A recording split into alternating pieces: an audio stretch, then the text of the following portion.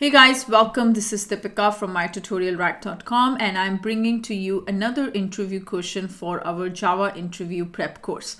So the question is, can you tell the difference between the equals method and also this equals operator, okay, in Java? So there is a slight difference between the equals method and this equality operator in Java. So the equals method actually is used to compare the contents of the object with the contents of another object.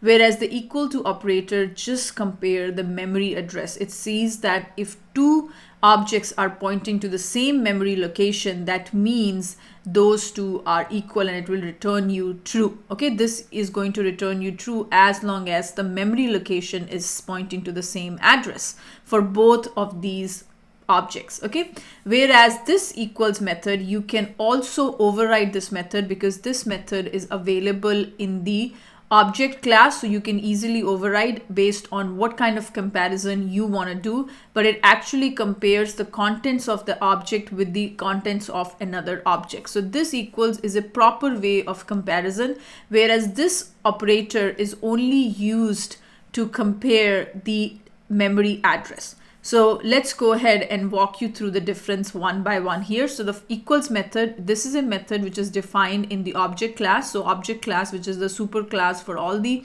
classes in Java, in that class, this equals method is defined. And here, this equals is a binary operator in Java. It is used to compare two strings, two numbers, etc.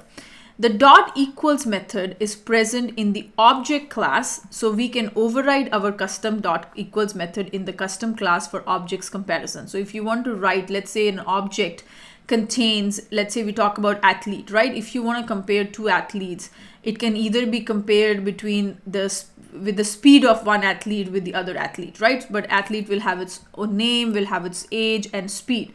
And similarly, another athlete will also have its name, age, and its speed. So on what basis you want to do the comparison? Are you comparing based on the age?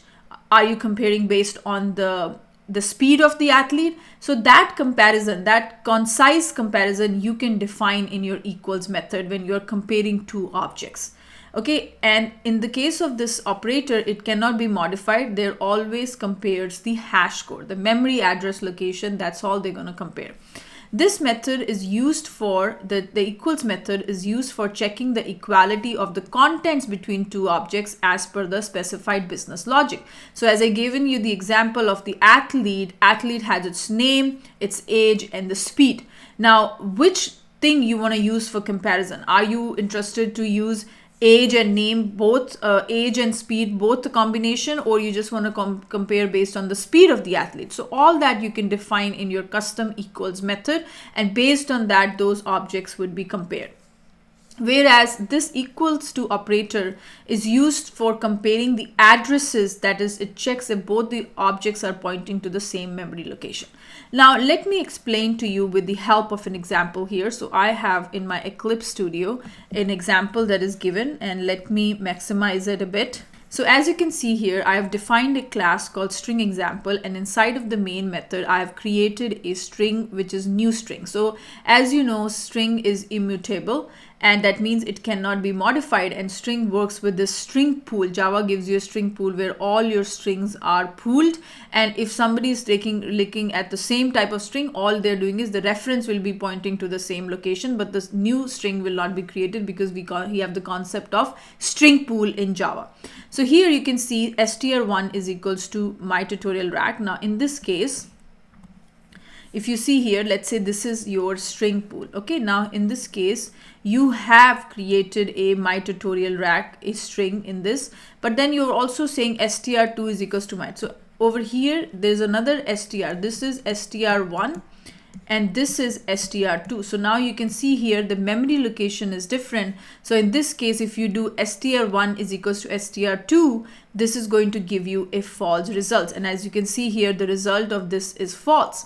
Now, why it is giving you false even though the contents is exactly the same? The reason is, as I mentioned, the equals to operator only checks at the reference address. If both the strings or the objects are pointing to the same memory location, it is going to give you true. Otherwise, it's going to give you false. Now, in this case, you see here, my tutorial rack is created separately and this my tutorial rack is created separately because it has two different memory location, because you're using a new string here. Okay, and that's why, and because of this reason this will give you false. Now similarly, let's talk about this other example where instead of, now in this case, how do I compare? In this case, you can use a dot equals to, where which actually will check the contents, and you know the contents are exactly the same. So this is going to give you true. And as you can see here, this also gives you true here. Similarly, let's talk about this one, str3 and str4. Both of them is equals to my tutorial rack, and they have the string pool. So in the pool of string, let's say this is your string pool, you have my tutorial rack created, and now we know that this str3 is also pointing to the same memory location and str4 is also pointing to the same memory location. And since the memory location is the same, that's why it is going to give you true. Okay, so you can see here, this is going to give you true here. Now similarly, let's say we have str5 is equals to hello, and so in the string pool you created another thing called hello, and this is str5 is pointing to it, as well as str6 is pointing to it, and that's why both of them are pointing to the same memory location. This is going to give you true again. So this is the difference between the double equals to and equals method. As I said, equals method actually checks the contents of the objects. If the object's contents are same, it doesn't matter the memory location, but object's content, and that comparison you can define yourself in your equals method based on what criteria you want to compare the two objects. Whereas double equals to only compares the references. If both of them are pointing to the same memory location, that's why they are going to give you true, otherwise they're going to return you false. And I've mentioned you the concept of string pool. So strings are immutable in Java, means it cannot be modified. Once a string is created, it remains in that string pool. And now, but here in this case, this created another string and this created another string, because we're using a str1 is equals to new string. Okay, that's why.